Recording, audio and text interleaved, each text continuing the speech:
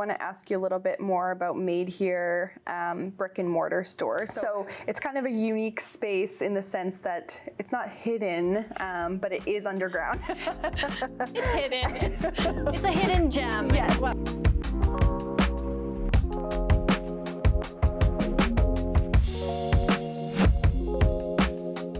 Hello, everyone. Welcome to the Chamber Podcast. I'm Kayla Bueller with the Winnipeg Chamber of Commerce, and I'm here with Lindsey. Hi, yeah, my name is Lindsey. I'm owner to Made Here Manitoba as well as Pop Collab. So, Lindsey, what is one thing you love and one thing that you would change about working in Winnipeg? Okay, I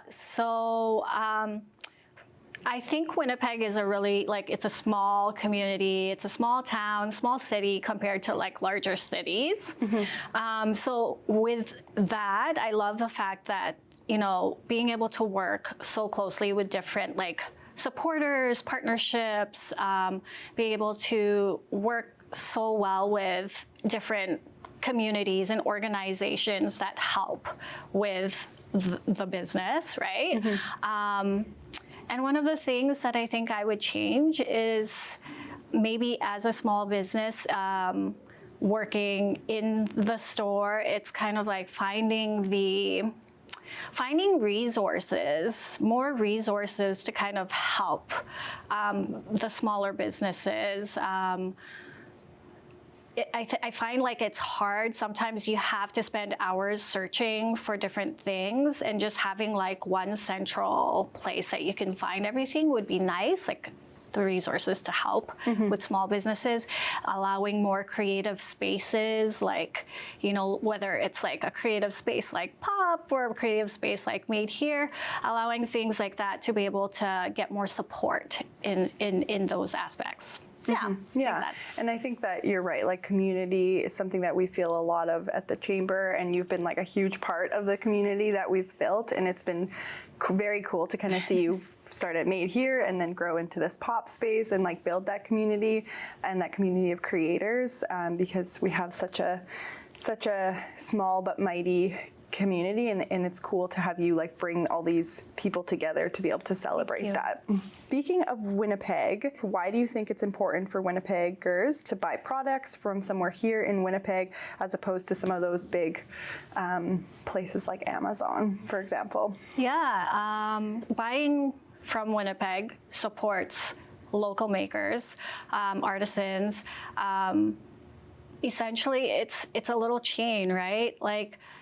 For example, let's just say my store. I'm a small business, only coming into 2 years of entrepreneurship. I have a store that I'm trying to support 100+ local vendors who put all their passion into all of these things. I'm putting my passion into the store, and these local vendors are putting their passion into their products. Mm-hmm. Those products are on the shelf for our customers to purchase and to be able to support local, right? By just providing that outlet, it allows people to support many different things. So supporting the local vendors, supporting my store, but also allowing for people to also have jobs. I have employees, I might not have a lot of employees, but there's a lot of different factors that play a role there.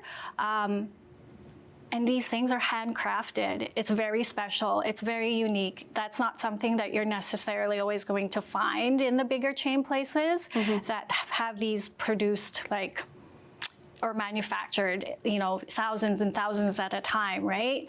So I think that is really important, and that's how it kind of makes a little effect on things, right? Supporting one person actually supports multiple people, right? Yeah.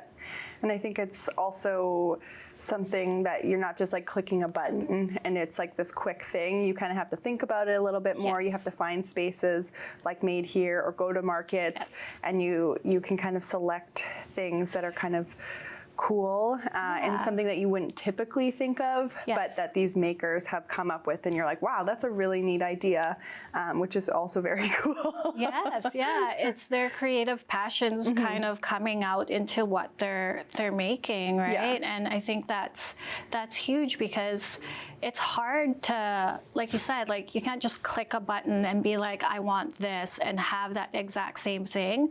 Some of these products are like a one of a kind. Like, you know, there might be a pen that will be the only pen that has been made that way, and you won't find another pen like that, right? So yeah, I definitely agree that supporting the local, you know, what local vendors it helps. Yeah, and the local creativity. Yeah. Okay, so just to give a little bit of background, so Made Here was officially born in 2019, but this idea actually came to light a little bit earlier than that. So can you walk me through kind of the origin story of Made Here and how that kind of evolved into pop? Yeah. I had to think about that, because like I feel like that was so long ago, but it probably wasn't. But everyone had faced a few different, you know, things over 2021. So I would like to say, I think it started when I was working for another business as a office manager. We had like a little like shop where we brought in some vendor products, and we said, hey, do you want to maybe sell some of your products here? We're looking to try and get some donations for a charity. So a part of it would go to a charity, and then the difference would go to the maker themselves. That was like maybe 5 vendors in that store. And then I would say in 2018, it's when we were like, okay, this we're not sure if this is going to continue.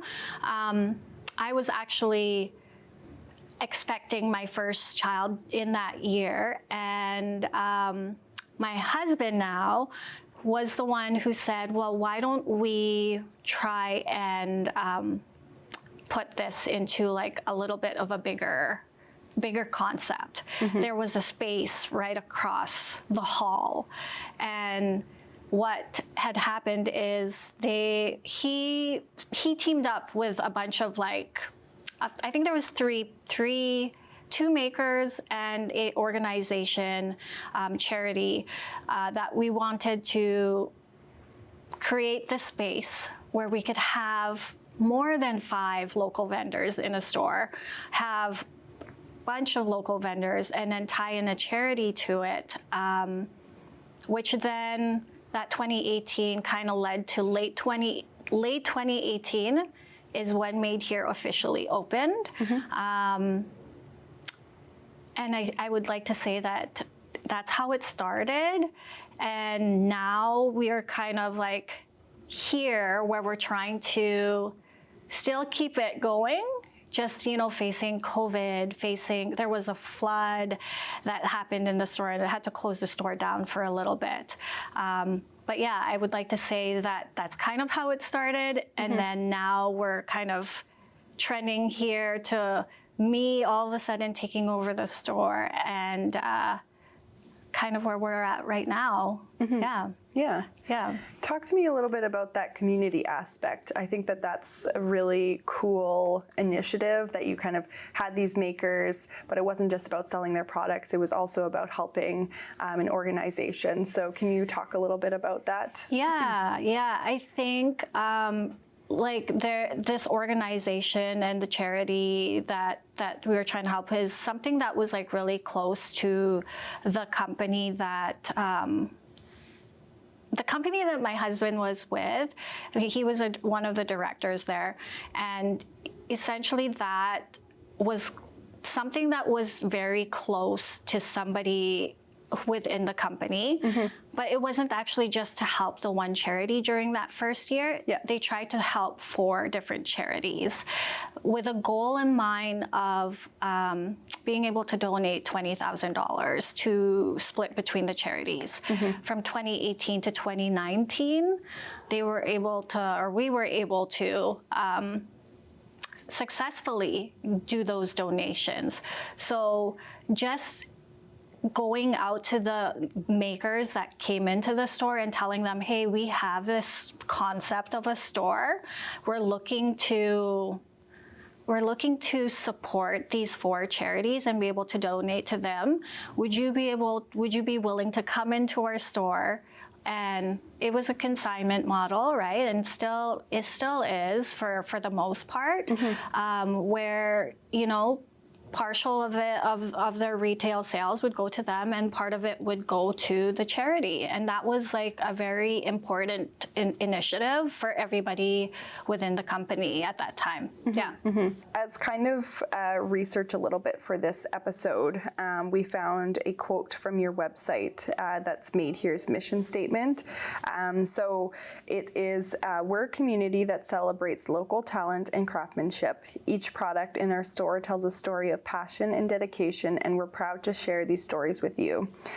Can you talk a little bit about your Winnipeg pride and how maybe share any stories that stand out about one of your products? Yeah, it's really hard to just pick one product. I would say with the many makers that we have in the store, there's so many amazing stories and so many amazing products. But like I'm a maker myself. When I was on mat leave, I produced Filipino Tagalog flashcards because I wanted to teach my kids a little bit about my culture. But I would say the one that stands out the most for me is a jewelry company, I Am Love Project.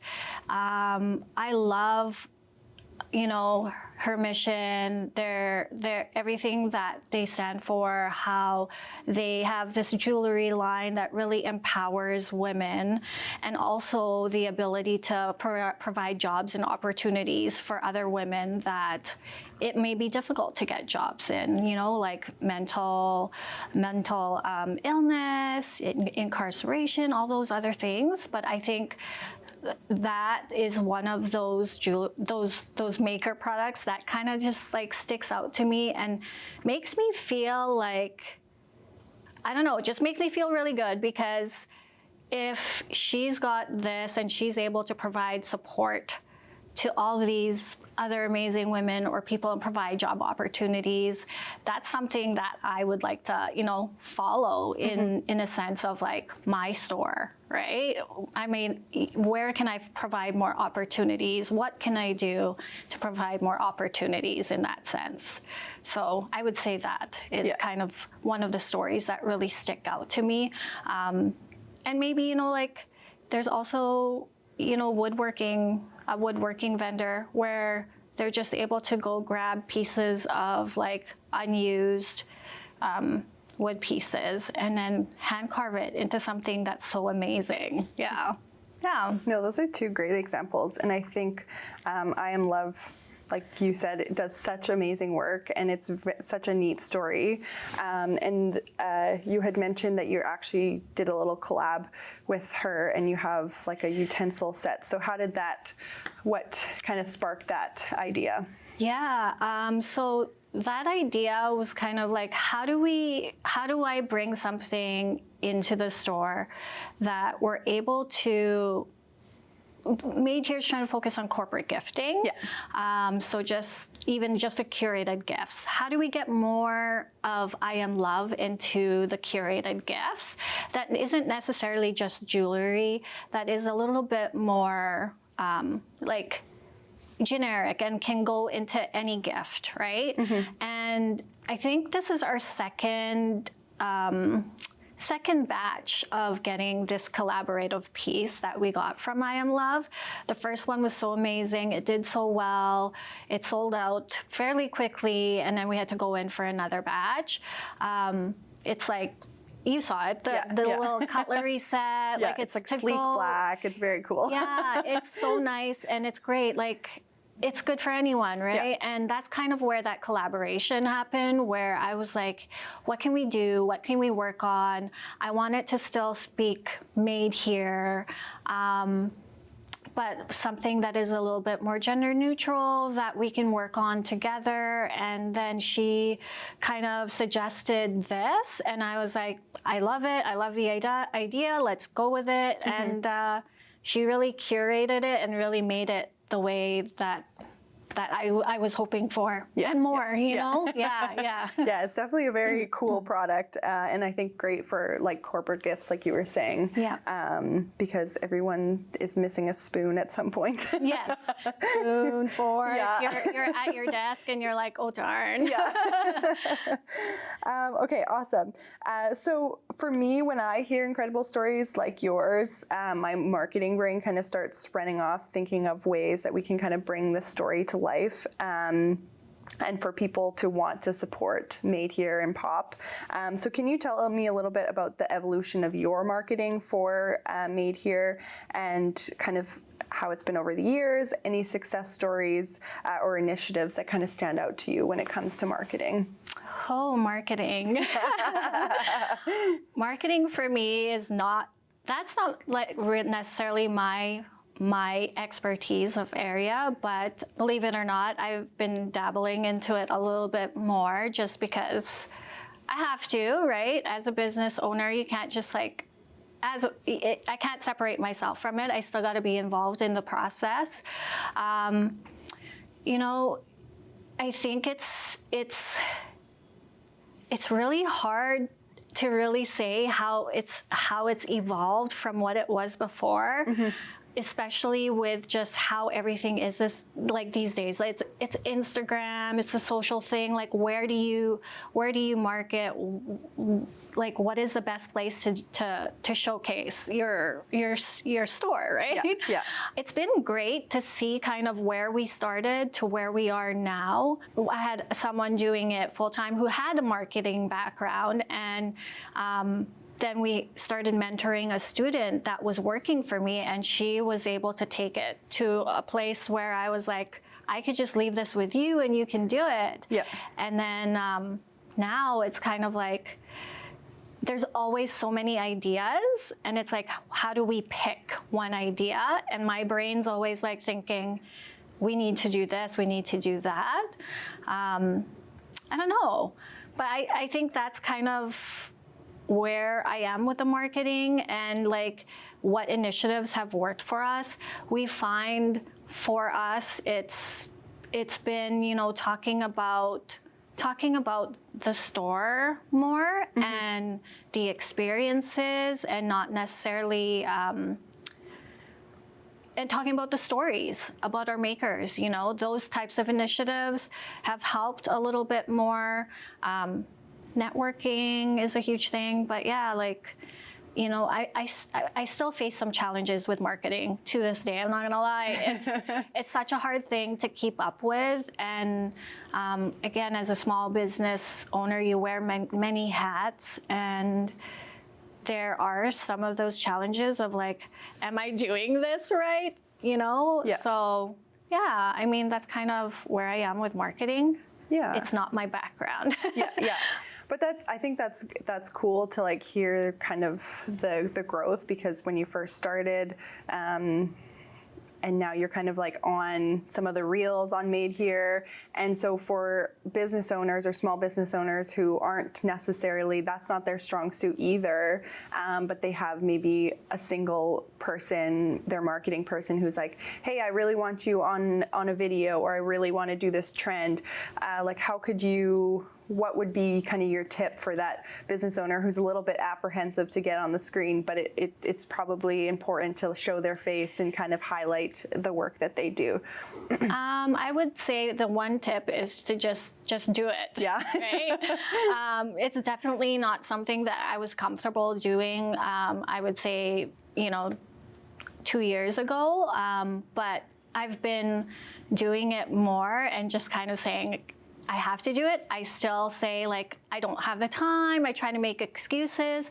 I think it's important to just go ahead and do it. I know sometimes it's hard, but I think you'll like surprise yourself like I've surprised myself. Yeah. But yes, I think that's the one tip that I would have. Just do it. And I think it's important to be present on a lot of the marketing aspect to be able to help your business grow, right? Yeah. No, that's awesome. And I think networking too is also another big one. Yes. Just like meeting new people, and even if you're not trying to make a sale that first interaction, but just getting people to know your name and what you're doing and kind of how your business works or whatnot is also really important too. Yeah, I agree with that. Like networking is huge. I have not had a lot of time to network now, but last year I did do a lot of networking, and I think it's really important to make those connections. Just talking to people, making those connections. Again, Winnipeg is so small that it's so easy to just connect to one person from one person to another, because as soon as I start talking to someone, there's always some sort of connection to another thing, right? And that little conversation can spark into something so much bigger. And I feel like I have been privileged to have given a lot of that opportunity with just even going to small little networking events. You can't attend all of them, of course, right? But I think taking the time to try and network is also important, yeah. Yeah, no, that's awesome.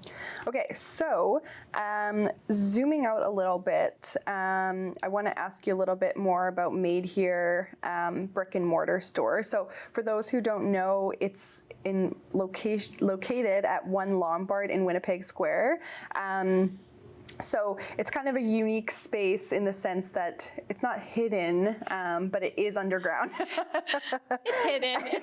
It's a hidden gem, yes, is what we would say. So yeah, can you share kind of some pros and cons about being a hidden gem in Winnipeg Square? Yeah. You know, with being down here, I've actually worked in the lower concourse for 10 plus years. So I know it's a little bit, you know, difficult to commute to it. So I would say those are some of the cons. Like, it's not like a place that someone would drive out of their way to come down to. It's essentially, you know, the Monday to Friday downtown community that would probably access the space.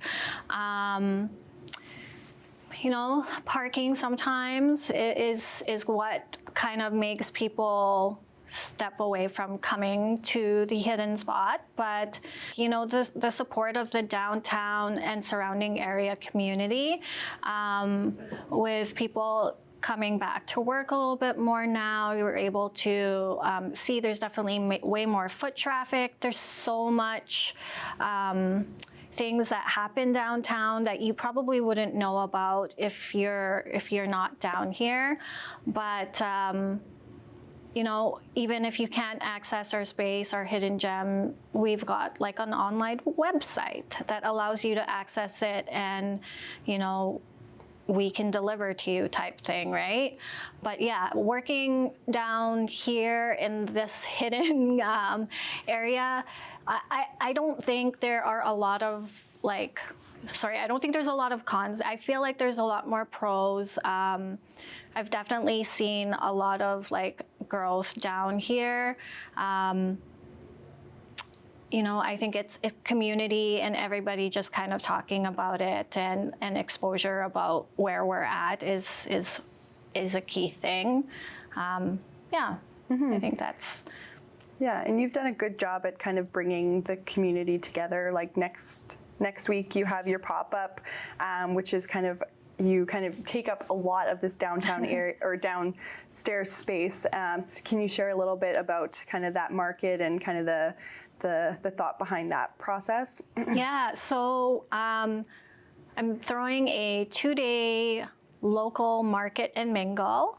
Last year we did a smaller market where we had like 10, 12 vendors, just kind of experiencing it, seeing how it would go. And this year I was able to have the support of Downtown Winnipeg Biz, which has allowed us to actually do a 2-day market.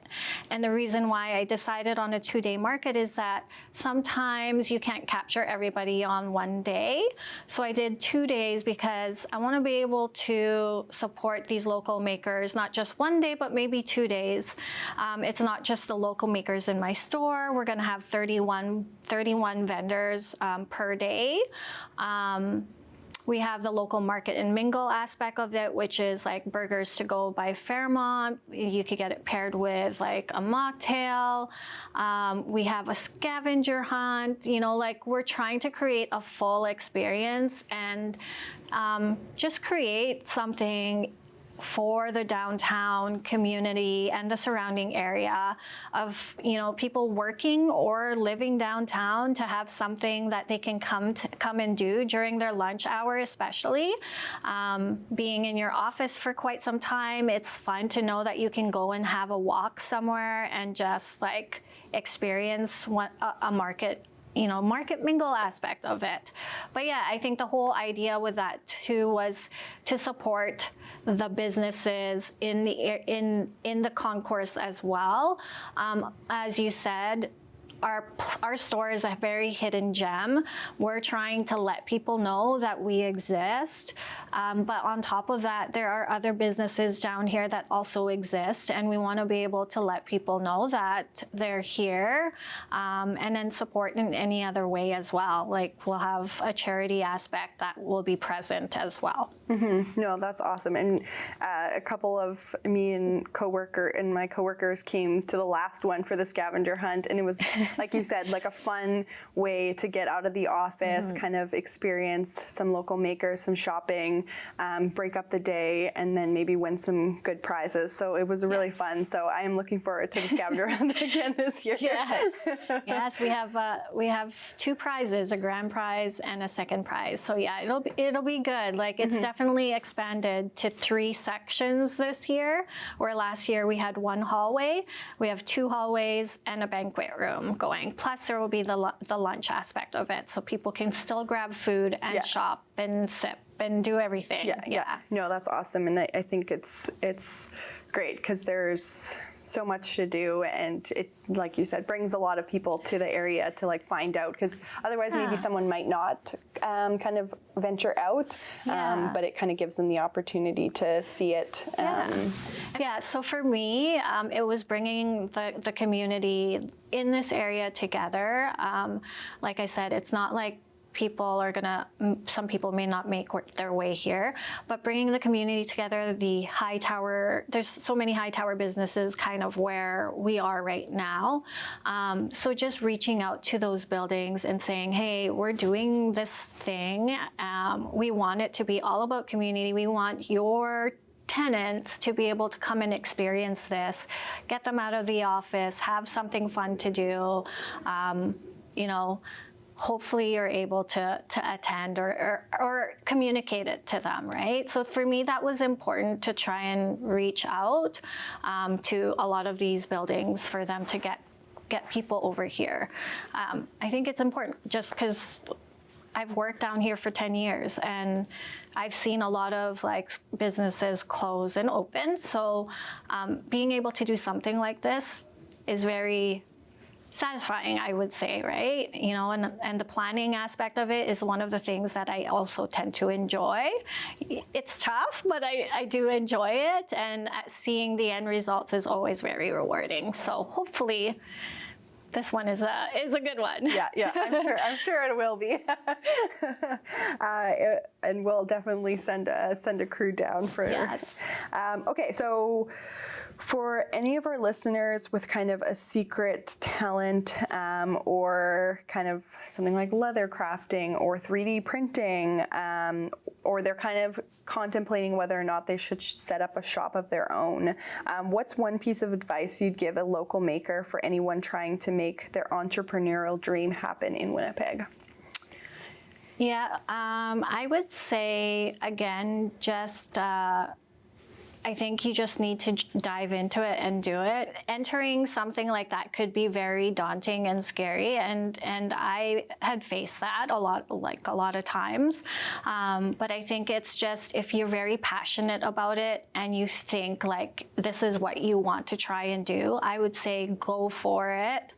Do it, try it. There's so many different hubs these days and resources where you're able to put your products on, like Made Here and Pop. Sorry. You had to plug. I had to add that, right? Yeah. So, you know, like these hubs and spaces create a place where you can start small, right? And maybe you're just doing it as a hobby, but that hobby, if you're very passionate about it and you're thinking about exploring the entrepreneurship side of it, I would say just try it, go for it. If you're able to, the only way to find out if it's going to work is if you go for it. That's kind of my take for it. Yeah. And that I was definitely really scared. And there's going to be hardships, there's going to be challenges, but you learn from all of those challenges. And it makes you grow. You grow and you become whatever it is you want to be. Yeah, but there's definitely like that space. Like if you want to do it, then there's probably a space for you. So don't sell yourself short. Yes, that's exactly it. And you know, there's so many different outlets and things that you can access these days to be able to show your passion and your craft or anything that you're trying to do. But even just starting up a small business can be really scary. So it's like, you know, I think a huge thing too is support. If you've got the support and you feel like you can do it and you have the capacity, just go for it and do it, because you won't know until you try. And then it'll always be in the back of your head. Yeah. Yes. Oh, awesome. Okay. So that was kind of our last big question. So now I have some rapid fire questions for you. So don't think too much about it. Just give kind of the first thing that comes to your mind. Okay. So in office or remote? In office. Work-life balance or work is life? Work-life balance. LinkedIn networking or networking events? Networking events. Coffee or tea? Tea. Meeting or email? Email. Okay, with that one, sincerely, best or warm regards? Sincerely. Okay, awesome. So that is all the time we have for it. Is there anything you'd like to kind of end us off with?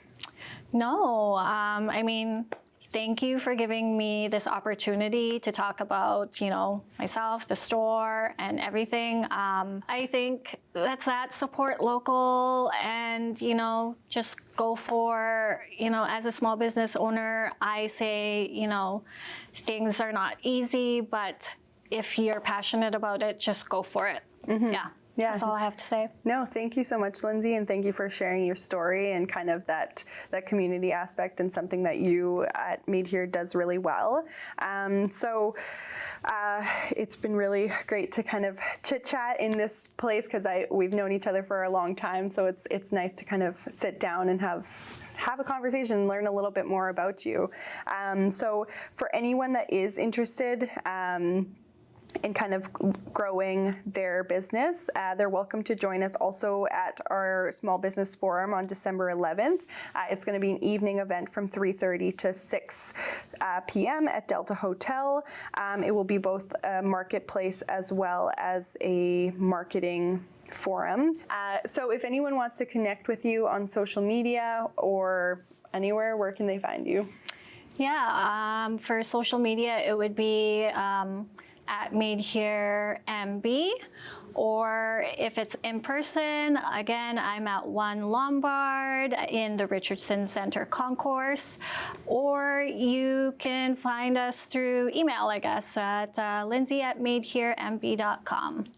And with that, we'll give our sincerest and best wishes to everyone that's listening and watching. And if you want to be sure to follow Made Here and Lindsey on social media, you might catch a glimpse of her making an appearance. But with that, thank you very much. Thank you.